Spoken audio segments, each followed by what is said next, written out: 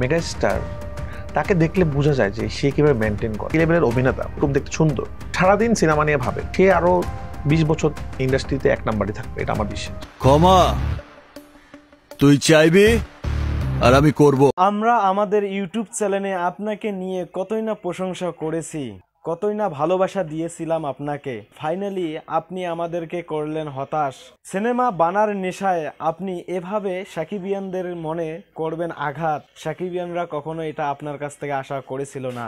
দর্শক, আজকে যে ভিডিওটা আমি করতে যাচ্ছি হয়তো মনের আবেগ থেকেই করানো। আমাদের বাংলাদেশের পরিচালক, কলকাতার মানুষরা আমাদেরকে নিয়ে করে অনেক ট্রল, আর আমাদের পরিচালক বাংলাদেশের অনেক নায়ক থাকা সত্ত্বেও তিনি কলকাতার নায়ক নিয়ে করবে সিনেমা, আর নাকি এই সিনেমাটা হবে তার যত সিনেমা আছে এর আগের সব রেকর্ড ভেঙে দেবে। সাকিবিয়ানদের সঙ্গে এত বড় বিশ্বাসঘাতকতা কিভাবে করতে পারলেন উনি, এটা আমরা কখনোই মেনে নিতে পারলাম না। রায়হান রাফিকে বিভিন্ন টিভি প্রোগ্রামে প্রশ্ন করা হয়েছিল যে আপনার কোনো নেক্সট প্রজেক্ট নিয়ে আপনি ভাবছেন কিনা। তিনি একটাই কথা বলেছিলেন যে না, আমি এখন তুফান নিয়ে ব্যস্ত আছি। কিন্তু এখন তিনি আর তুফান নিয়ে ব্যস্ত নন, তিনি এখন লায়ন সিনেমা নিয়ে ব্যস্ত, তিনি ওপার বাংলার জিতকে নিয়ে ব্যস্ত। তো সাকিবিয়ানরা আপনারা কখনো কষ্ট পাবেন না।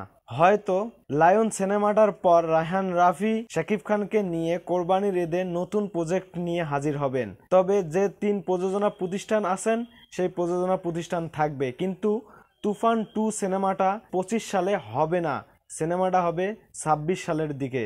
চলেন অডিও প্রতিবেদনটা শুনে আসি। নির্মাণের নেশায় চেপে বসেছিলেন রায়হান রাফি, তাই বলে সাকিব ভক্তদের মন ভেঙে দেবে তা কে ভেবেছিল। শোনা যাচ্ছিল তুফান 2 নিয়ে ব্যস্ত হয়েছিলেন তিনি, হঠাৎ জানা গেল তুফান নয়, লায়ন নামে নতুন এক ছবির কাজ হাতে নিচ্ছেন তিনি। আর তাতে সাকিব নয়, থাকছে ভারতের পশ্চিমবঙ্গ তারকা জি। চলতি বছরের শেষ দিকে শুরু হবে এই ছবির শুটিং। নতুন এই সিনেমার প্রসঙ্গে রায়হান রাফিকে প্রশ্ন করলে তিনি বলেন এই সিনেমা হতে যাচ্ছে থ্রিলার সিনেমা, যা দেশের দর্শক আগে কখনো দেখেনি। তিনি আরো বলেন যে কলকাতার জনপ্রিয় অভিনেতা জিতকে নতুনভাবে পর্দায় হাজির করা হবে এই সিনেমার মাধ্যমে। রাফি আরো জানান শুধু জিত নয়, লায়ন সিনেমাতে থাকবে বাংলাদেশের জনপ্রিয় নায়ক শরীফুল রাজ। তিনি আরো বলেন শরীফুল রাজের চরিত্রে আছে বিশাল বড় ধরনের চমক। আমার পরাণ সুড়ঙ্গ তুফানের চেয়ে লায়ন সিনেমা হবে অনেক বেশি আলোচিত, যেভাবে আমরা প্রজেক্টটি দাঁড় করাচ্ছি। তিনি জানান ডিসেম্বর মাস থেকে লায়নের শুটিং শুরু করবেন।